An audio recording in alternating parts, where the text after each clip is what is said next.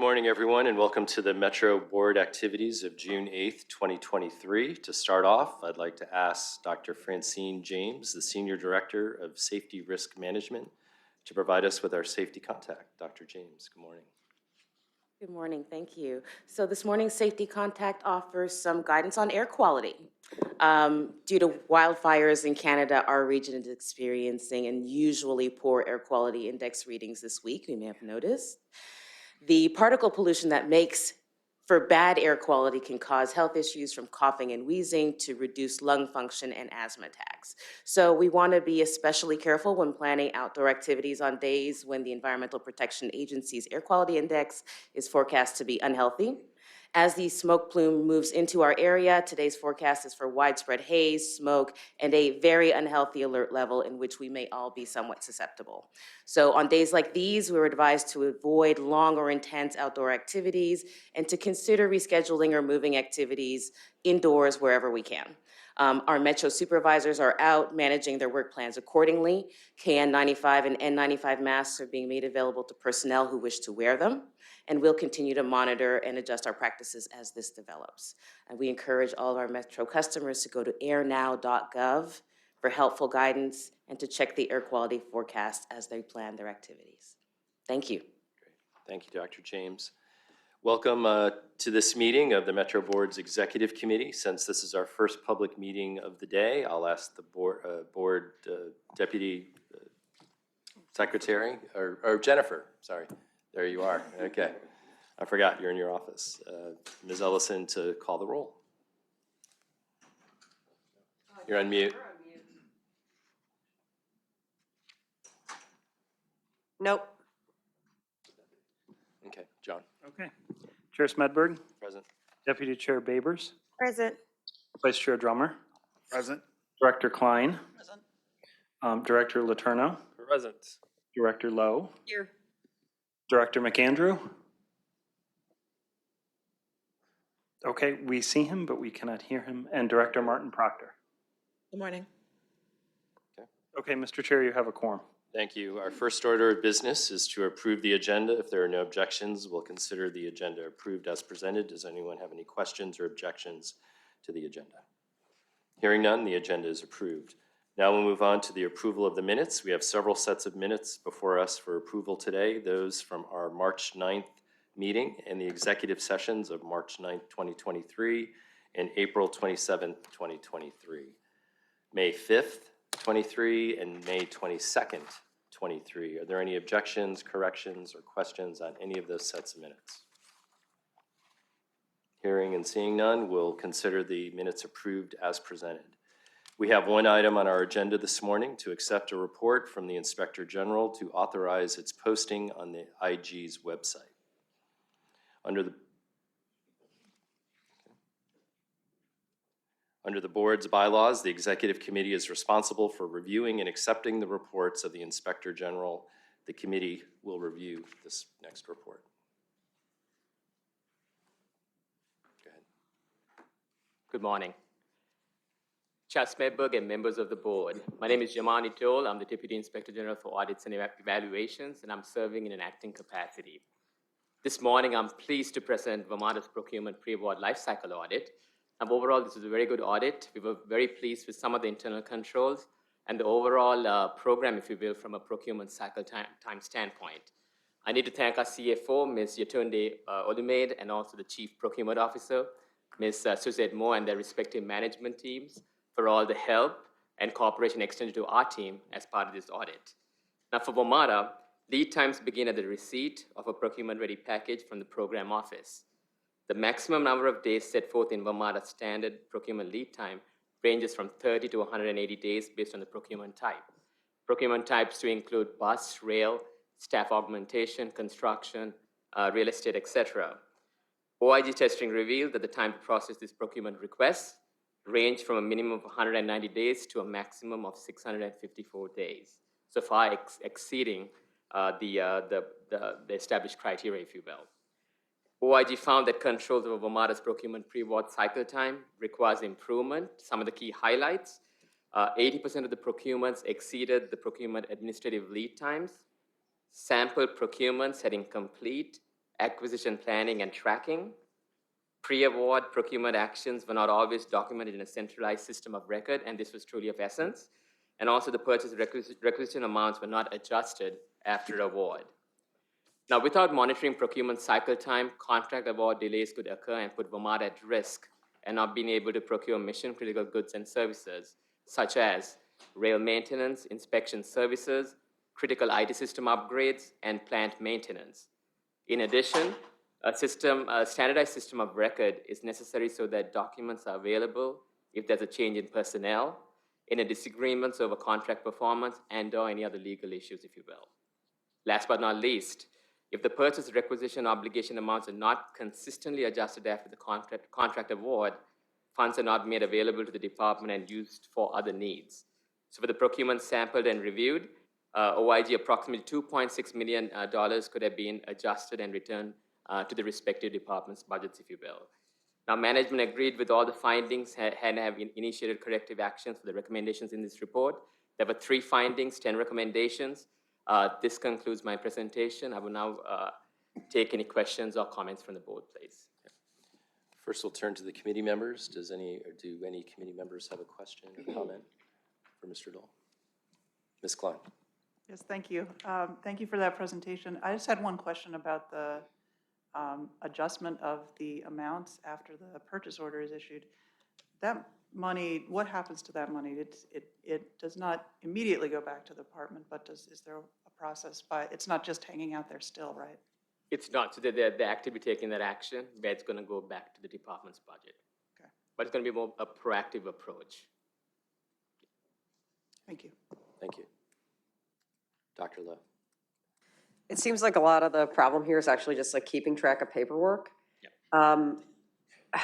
Up until when was WMATA using paper records? So I can answer that question. Good morning, Dr. Lowe. So about a few years back, perhaps it was maybe 2000 and, if I'm remembering right here, maybe 2018, we converted, it was a big effort to convert all manual paper files to electronic files. It might be it's an estimated timeline there, but it was thereabouts when we converted all of our manual files to electronic files. Okay, and I know that's 5 years ago, but it feels like 5,000. But it's really not that long, actually, to make this kind of like a huge transition. How is the transition to electronic records going? So from our perspective, the system of record, PeopleSoft CLM, not everything is housed there, for the system capabilities, if you will. There's limited capability. There's simultaneous workflow issues. So from our vantage point, that's not working out too well. I would defer to Liz in terms of management's agreed upon actions in terms of what they're proposing to do. Yes, let me go ahead and take that. So again, I am Elizabeth Sullivan for the purpose of the public record. I am Elizabeth Sullivan, and I am the Vice President, Chief Risk and Audit Officer for Metro. And when it comes to external audits, we serve as, the internal audit function serves as Metro's, the authority's audit liaison, including audits of the Inspector General. So we assist in ensuring complete response to those audits. In relation to this audit, the management response specifically to the issues noted, there is a commitment to implement the enterprise resource planning software and system integration, which will include improvements to the full contract lifecycle process and management processes that are associated with that. Plans are also on the way for interim actions that would also address these issues progressively through June, starting in July rather, through December. So while we are looking to have full automation, digitization and automation to come with the ERP implementation, there are short-term improvements that management has planned currently through December. That can make a huge difference. Absolutely. Great. Thank you, Dr. Lowe. Any other questions, comments? Okay. Thank you. Liz?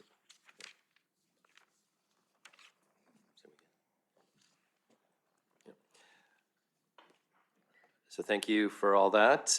Acceptance of this report constitutes the board's authorization to post it on the Inspector General's website, provided that the IG has conferred with the General Counsel and confirmed that any private or confidential information has been removed and or redacted in accordance with applicable law and WMATA policy.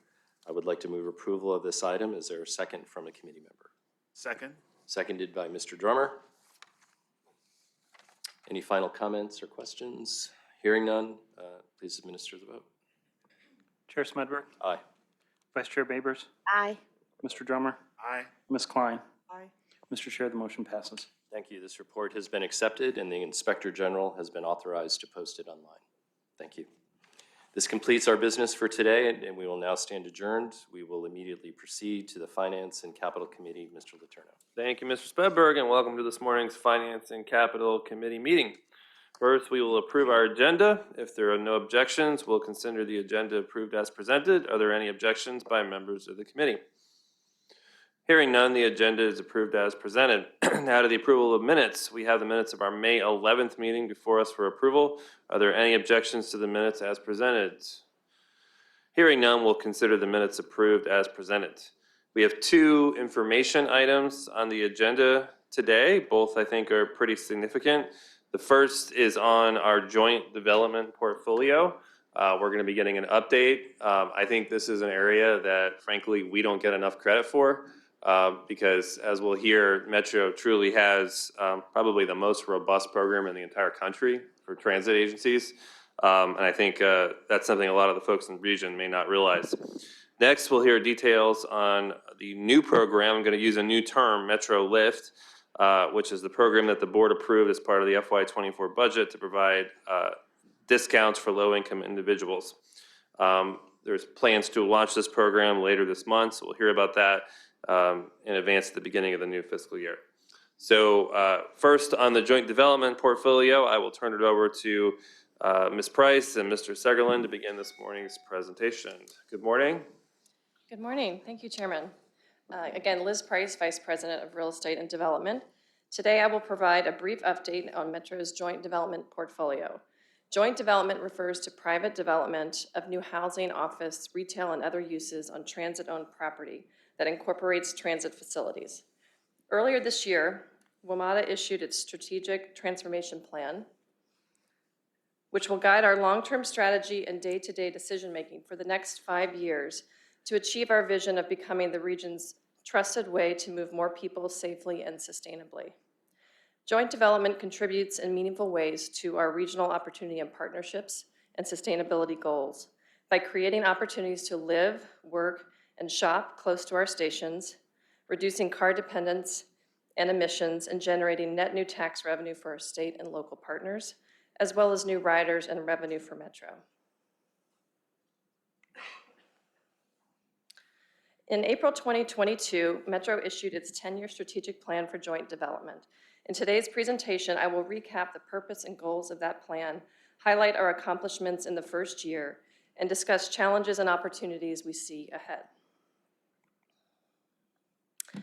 Given all of the benefits joint development unlocks for Metro in the region, it is imperative that we identify ways to accelerate future development. Metro has set a goal of executing 20 new joint development agreements by 2032.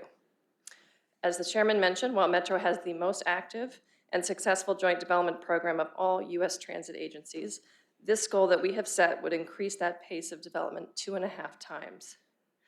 The plan looks at ways Metro and its partners can work together to accelerate development, including aligning Metro and jurisdictional interest, conducting detailed due diligence in order to prioritize future station opportunities and attract private investment. To date, Metro has delivered 17 million square feet of development at 30 stations, which includes 55 buildings and more than 8,000 housing units. These projects increase Metro's ridership and fare revenue, as well as generating lease and sales revenue. It's important to note that joint development generates financial benefits for our state and jurisdictional partners that are 7 times what Metro receives directly.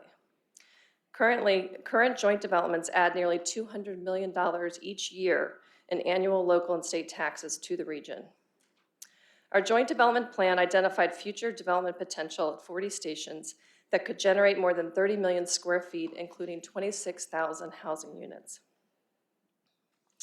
and generate an additional $340 million in annual tax revenue for state and local governments.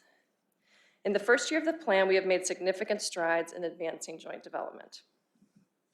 We delivered 4 new buildings, a residential building at Navy Yard, as well as 3 new Metro office buildings at LaFont, New Carrollton, and Eisenhower. Metro's LaFont headquarters received the Project Excellence Award from the Commercial Real Estate Women of Washington and was a finalist for the Washington Business Journal's Best Sustainable Development Award. By constructing new office space, Metro was able to offer its former headquarters at Gallery Place, the Jackson Graham Building for joint development. Metro and our partners have closed and broken ground on 5 projects this year. Amazon's Housing Equity Fund invested $100 million to help us advance nearly 1,000 units of affordable housing at Congress Heights, College Park, New Carrollton, and Grosvenor Strathmore. Affordable units at each of the Amazon-supported projects will remain affordable for the duration of Metro's 99-year ground lease with the developer. Our partnership with Amazon received the Urban Land Institute's prestigious National Housing Policy Award for this innovative program. We also closed on the final phase of LCOR's North Bethesda plan, which will include 354 housing units. The team also held 4 compact public hearings to reconfigure our transit facilities and enable future transit-oriented development at Franconia Springfield, East Falls Church, West Falls Church, and Tacoma. We also received unsolicited joint development proposals from the DC Public Library for a new branch library at Congress Heights, from Montgomery County's Housing Opportunity Commission for a mixed-income housing development at Forest Glen, and from an adjacent property owner at Lotsford Road, close to Largo Metro. I'm sorry. Thank you. Apologies. There's a lot on that slide.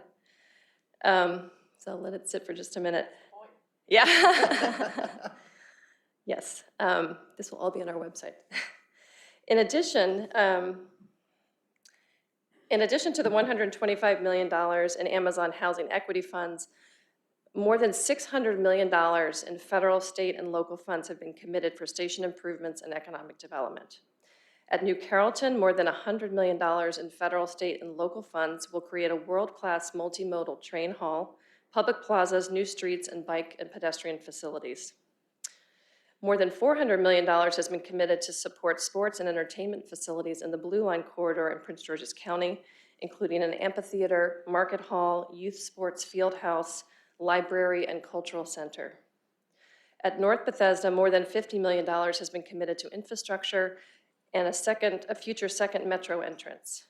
More than $40 million has been appropriated to support the recently announced University of Maryland Institute for Health Computing that will make its home in North Bethesda.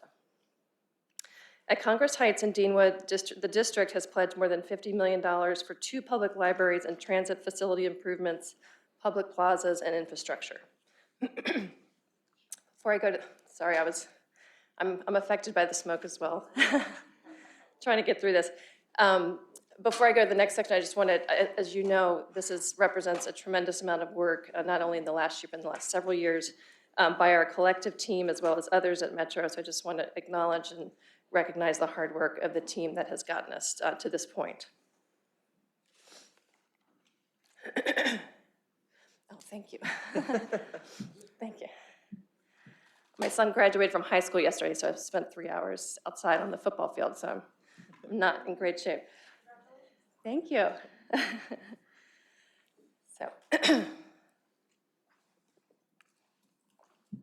So as we enter the second year of the strategic plan, we're putting in place the resources to advance joint development at 8 stations that this board approved in April to advance to compact public hearing and joint development solicitations.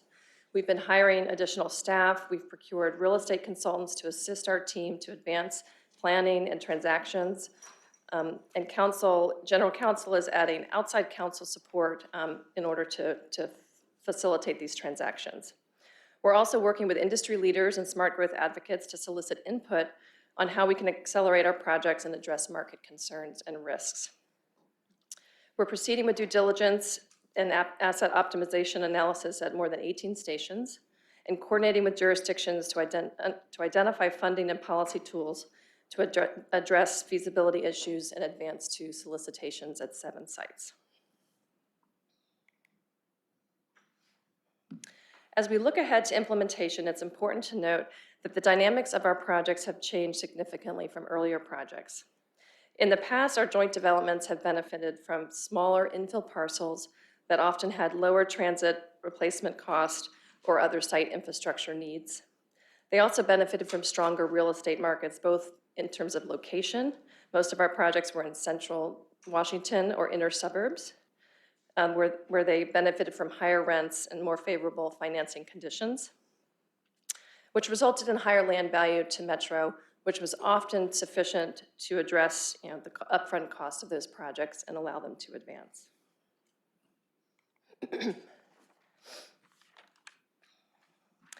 Many of our future joint development sites have larger financial needs for a number of reasons. They are, in fact, larger, more complex sites, sometimes 5 to up to 50 acres, with larger, as a result, infrastructure needs, both transit as well as streets, utilities, and other infrastructure. Also, the desire from local governments and the need of the region to increase and expand affordable housing, especially close to transit. We're also dealing with softer real estate markets, both in terms of location, where our sites are located, have traditionally had lower rents, but also a unique time in the market, a challenging time in the market with historically high inflation as pushing up construction costs, interest rates, and financing costs. The net result of these factors is that most projects have costs that exceed land value and will need additional investment from other partners in order to advance.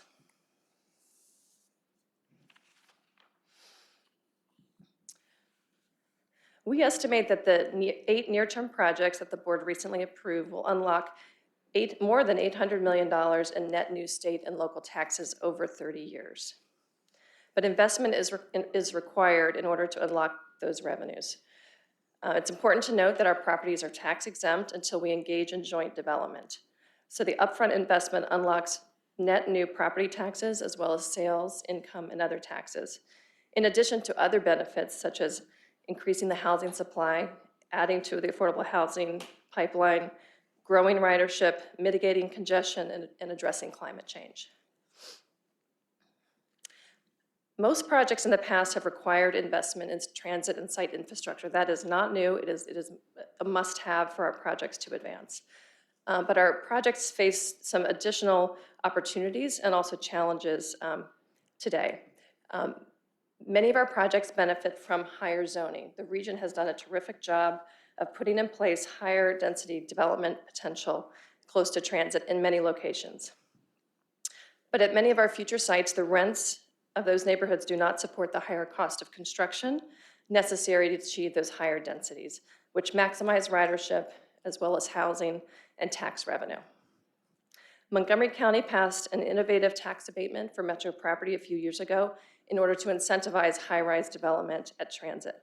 That program has been instrumental in advancing 2 projects in the last year at North Bethesda and Grosvenor, and similar programs may be necessary in order to achieve those results in other places in the region.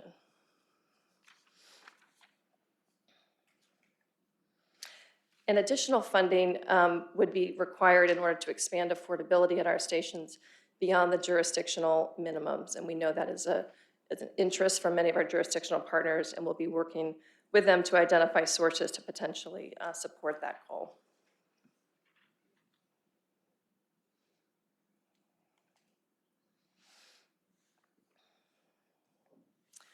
The strategic plan outlines strategies for accelerating development, which requires WMATA and its partners to do things differently. WMATA needs to do what it can to reduce the project costs that it generates and any risks that it can mitigate. We've identified a few here on the slide that we think Metro can support to try to advance these projects in this challenging climate. First and foremost, right-sizing the capacity and footprint of our own facilities, which drive a lot of the upfront cost of our projects, whether it's parking garages or bus facilities. Also applying commercial design standards so that we're building what we need to the level that we need it in a commercially reasonable way. Working with the board to approve changes to transit facilities early in the process, as we have recently been doing, so that the market is clear on what Metro is going to require from these projects. And then finally, being willing to reinvest or at times defer land value in order to address upfront investment needs.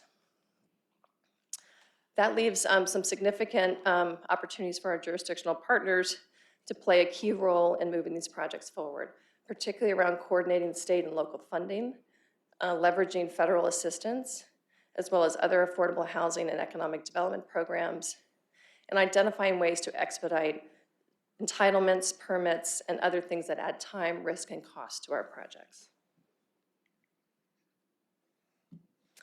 Finally, in conclusion, we'll be focused in the coming months on advancing this agenda, first and foremost, holding compact public hearings starting this summer, conducting industry outreach to get input on the best ways to accelerate and advance these projects, continuing to coordinate with the jurisdictions on funding opportunities and policy tools, with the ultimate goal of issuing joint development solicitations over the coming year.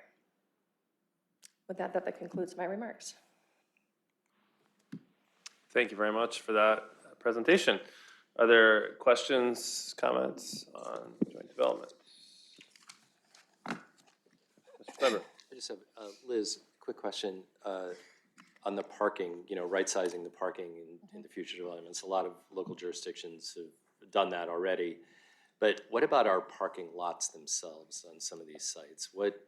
How can we take advantage? Is that included in that statement? Absolutely, that's on our side of the equation. The very first thing is for us to determine what we need and what Or don't need? for the and what we don't need for the future, and also how to organize it and configure it in a way that's the most efficient in terms of the land footprint, so that we can attract other uses to our station. So many of the compact public hearings that we'll be advancing this summer, in fact, several of them are removing parking altogether. Those are smaller surface lots, so we're not building a new garage to replace that. There's a lot of garage capacity close to those stations that can take additional riders and demand. And so we're always looking at that question because it's a key driver of our cost. Yeah, well, our cost, but also the value of the project and And the that asset opportunity. allocation. From what I recall, some of these sites, the location of those open lots would be very valuable land to a project. Essentially, those parking lots are the joint Are the development, project. are the projects. If we don't rethink how we do parking, there's no opportunity. So that's the first order question that Stephen and his team are tackling in order to get us to the next stage. Okay, thank you. Dr. Liv.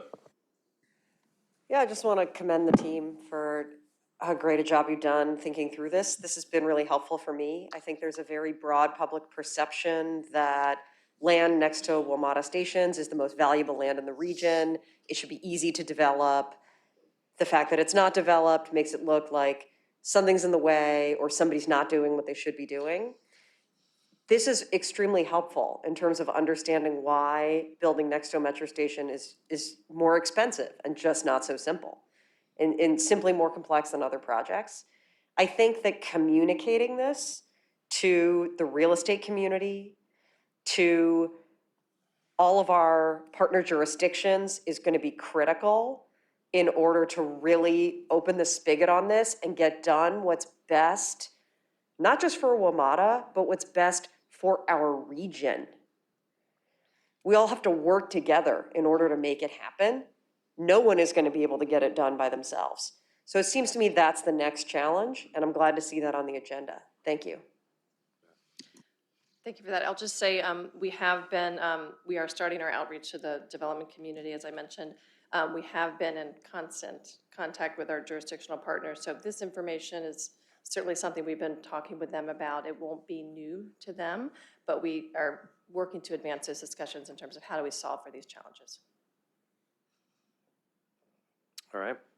Mr. Smedberg, you have one follow-up? Yeah, just quick, that's a really good point. And not only is it WMATA's opportunity to deploy its assets, but it's really the opportunity for the local jurisdictions in the immediate short term here, where their opportunity is for growth and development.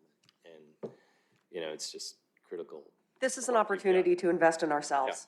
Yep, absolutely. Yep. Mr. Clark?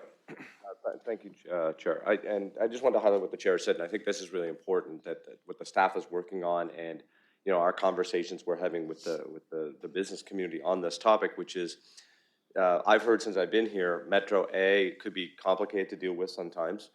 I think we've dug through that, and there may have been some historic elements to that, but I think Liz and Stephen have done multiple presentations from the board. I think this deck showed we are accelerating joint development opportunities more than probably any transit agency in the country. So whatever historic aspects of collaboration and coordination, doesn't mean we're perfect on that, and we're going to continue to dive in and say every little step what we can do better, but I think the evidence is clear that we are ready to partner, and we are partnering where opportunities. But the second piece is, I've also heard, you know, WMATA has all this land and has all this money tied up in land. And I think, you know, what Liz was really trying to show here was all the easiest sites are gone. And the sites that are left have a lot of opportunity, but WMATA's only opportunity to make a development happen is the land itself. We are not a developer, and we don't have a tax authority, and we can't do TIFs, and we can't do abatements and other things. So we stand ready to work with any and all of our partners to activate these lots and these development opportunities. But there's only so much we can do, and the thing that we really can do, and I appreciate how much the board has encouraged this from a collaboration board, is the land contribution. Outside of that, otherwise these projects cannot move forward. So we're going to go and do everything we can to limit design and our commercial standards, which should drop, you know, should at least contain cost growth. But we really want to work with any mayors or county executives or councils or states that want to work together. So, and there's a lot in this region that do. So I just really want to thank the board, because you've been all pushing on this topic hard. We've heard that. Liz is staffed up, and the real message to the business community and our partners is Metro's ready to go. So let's make something happen. So, thank you. Well, that's a good way to sum up. All right. I think we'll move on to the next item then. Thank you very much. And that is implementation of the income qualified fare program, which we are calling Metrolift.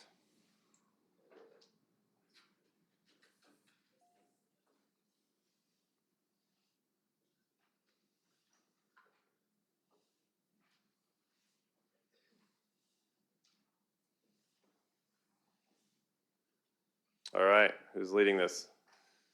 Tom? Thank you, Chair Letourneau. I'm Tom Webster. I'm Chief of Planning and Performance at Metro. Pleased to be here this morning to provide an update on Metrolift.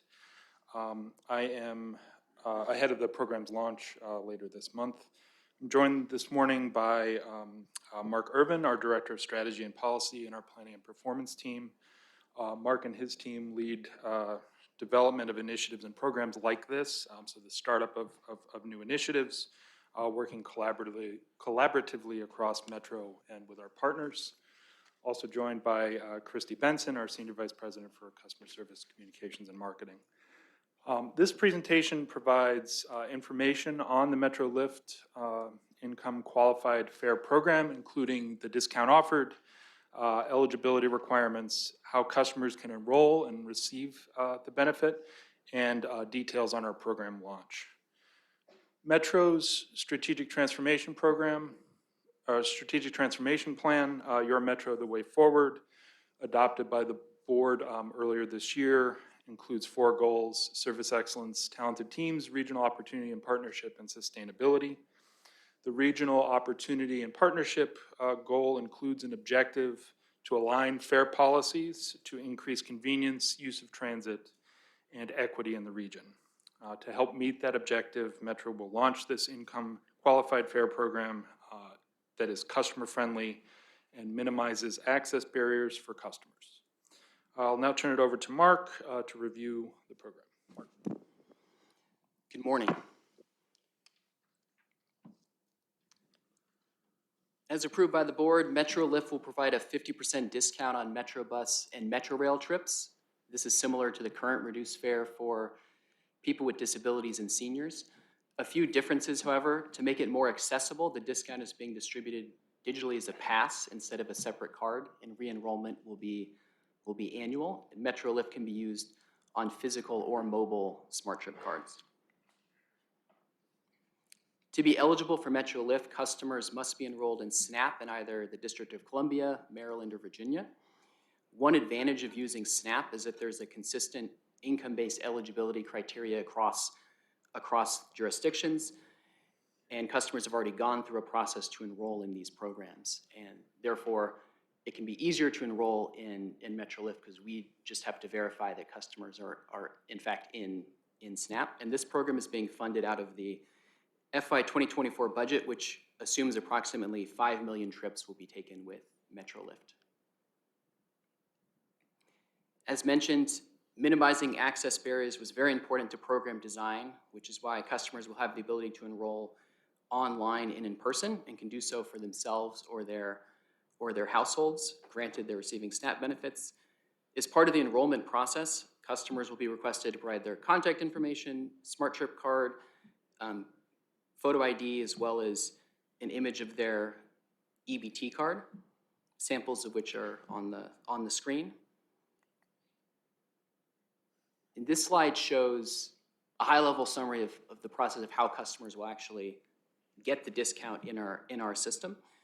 So a customer can complete the enrollment either in person or online. If in person, they'll receive the pass right away on their virtual or physical card. If enrolling online, the discount gets sent out as soon as they complete the form and should be available for customers on their card within 48 hours, so within a day or two.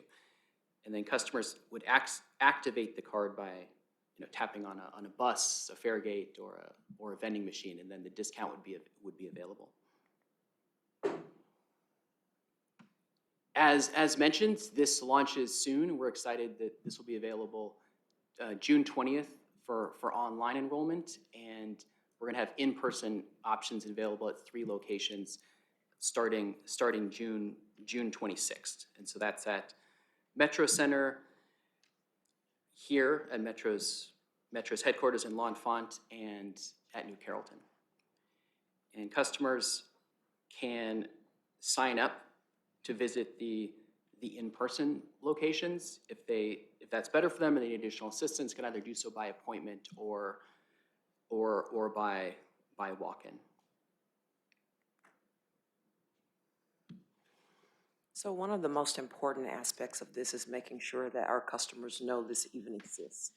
So one of the things that we are focused on is elevating this program, ensuring that we work with our customers, not only our customers, but also SNAP locations across the region to ensure that we are utilizing what is already available to us to communicate with these customers. We are also making sure that MTPD and some of our other parts of the organization that reach out to customers will have the information, so as they're interacting and doing on-site community events, that these are available to customers and that they are learning more about the program. So we'll continue to do our press releases, our social media posts, again, the in-person outreach.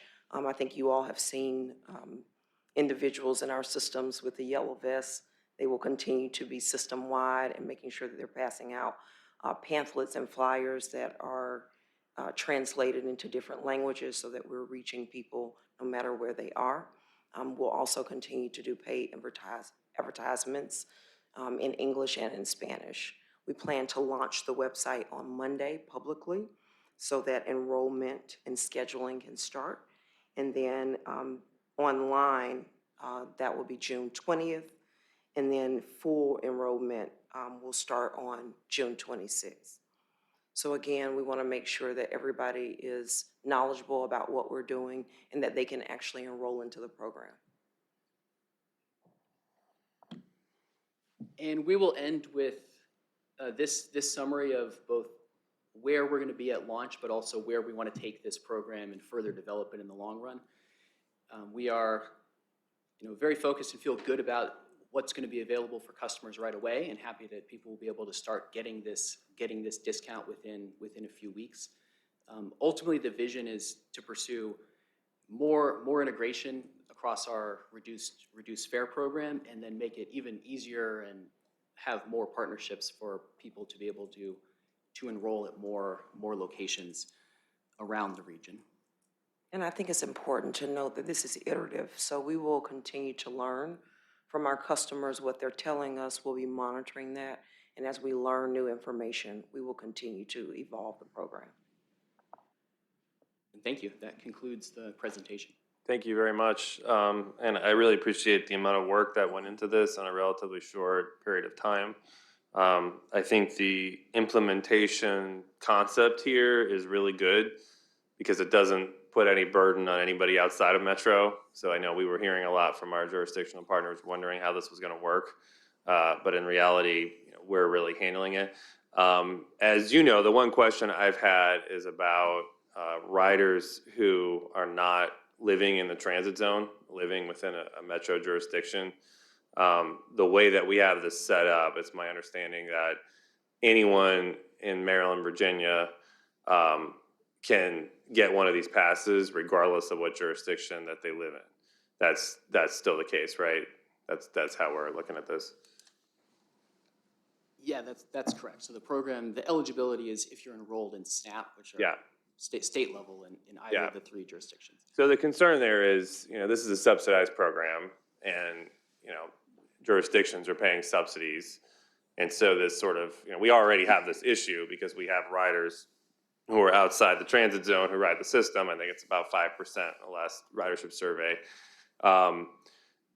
You gave me some numbers and the board some numbers that the projected percentage on low income was very small. Can you just reiterate that? Yeah, so to run through the quick summary of that, about 1 to 3% of customers we expect might enroll based on the passenger survey, we think are from jurisdictions that are outside of the compact zone, but in Maryland and Virginia. And it's 0.4% of overall Metro riders we think qualify for this but live outside the compact zone. There's an additional number of people that ride outside the compact zone but are outside of DC, Maryland, or Virginia entirely, and those people would fall even outside of the program. Right. So is the thinking that it's really not worth putting an additional filter administratively on this for that amount of ridership / subsidy? So in designing the program and linking eligibility to the SNAP programs in the jurisdictions, one of the advantages of that is again, limiting the administrative complexity of verifying eligibility. So given the very small size and the broad program goals here, it's our recommendation that we retain that. But we will be tracking signups by jurisdiction, zip code, those kind of things, right? Yes. So if we saw that there was a larger than projected number of riders coming in from, say, not to target anyone, but Prince William County or Frederick County, Maryland, or whatever, we could potentially put an additional requirement on this program as a board action, right, at some point. Yes, and as Christy mentioned earlier, we intend to watch and learn as this program evolves and present things like that and others to the board. And can we share that data with all the jurisdictions? Because I'm hearing Certainly, I think there's a lot of interest in understanding kind of who's signing up and what opportunities there may be there. Yes. Great. Okay, those are my questions. Other members of the committee, Ms. Babers first, and then Dr. Lowe. Yes. So thank you very much for the presentation. Just a couple of quick questions. If I am one of the lucky ones that, qualify, and on June 20th, I sign up and I get my, and the card is the card not activated though until July 1st because this is an FY24? So our plan for this is actually to make it available right away, and we're launching on June 20th as a way to get the benefits out early and also to encourage and make available the online and phone-based option, which we think will be convenient for most customers. So you will not have to wait until. Okay, no, I mean, that's great. I just wanted to make sure that I wasn't missing something and somebody would have to hold it for like 10 days or something. So no, I support that. In regards to the chair's concerns about the equity, I guess, of riders in the non-compact jurisdictions, the data that you all sent us, I believe, said that even if we included those individuals, it would be like 35,000, between 35,000 and 105,000, correct? That's correct. And so that's, if 1 to 3% of the people that enroll are from outside the compact zone, in terms of the budget expected revenue impact from the program, it would be $35,000 to $105,000. Right, and I just want to highlight that we currently do not exclude these individuals from our other reduced fare programs. So I would just encourage the board to, if for further discussion, we would want to be equitable across our reduced fare programs. So I just wanted to highlight that part of it, but thank you. Yeah, although the senior program, it's a federal requirement, right, that we do not exclude anyone. That's correct. Right, and that's not the case for this, right? Right. Right, okay. Dr. Lip. I'm sorry, I didn't see over there. Yep. Thank you. We can't, the one downside to this new setup is it's harder to see it. I like it. No, I like it. I'm all in, but it's a little harder to see who's. Thank you. Thank you. This is great, really exciting. I love the fact that you were able to get it up and running in this really short time frame. It really speaks to the fact that, well, we're ready and WMATA can move things quickly, and that's great. One question, I was wondering why the 1-year time frame? Why are we requiring folks to enroll after a year? Just what the rationale for that is.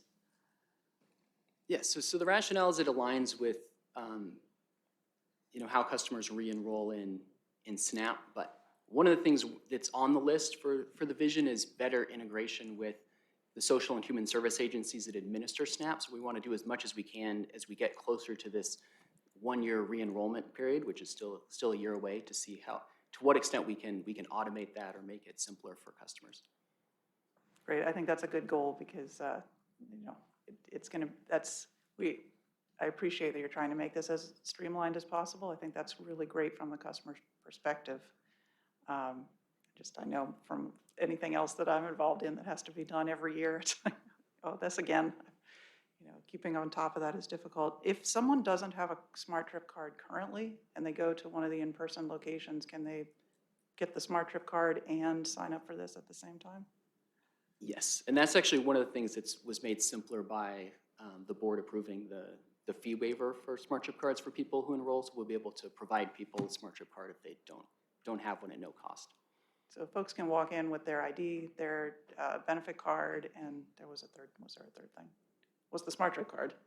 So, Yes, Smart Trip card, ID, and then EBT card.